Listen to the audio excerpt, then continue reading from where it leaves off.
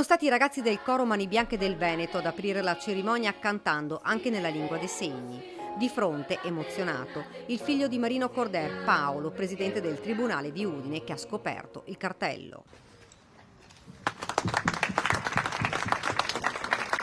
La via intitolata al papà, originario di Ponte di Piave, politico negli anni 70 fra le file della Democrazia Cristiana, 2 volte in carica come sottosegretario all'interno. La sua passione per la politica e l'attaccamento alla comunità.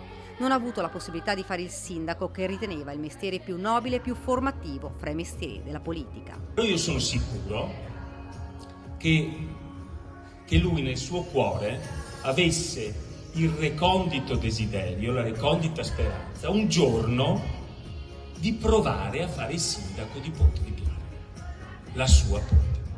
Una scelta voluta dall'amministrazione comunale di Ponte di Piave. Ha voluto rendere omaggio e nel contempo preservare la memoria di un grande uomo politico. È il frutto di un sentimento di riconoscenza verso un cittadino che, prima ancora di essere un rappresentante dello Stato, è stato un garante della nostra Costituzione, distinguendosi per la levatura morale e la profonda convinzione nei principi e nei valori umani di solidarietà e testimone della pietas cristiana. Una giornata per ricordare l'onorevole Corder, scomparso prematuramente, le testimonianze di chi ha lottato politicamente a suo fianco e l'emozione del figlio e della nipote Francesca di fronte a quel cartello, a quella via.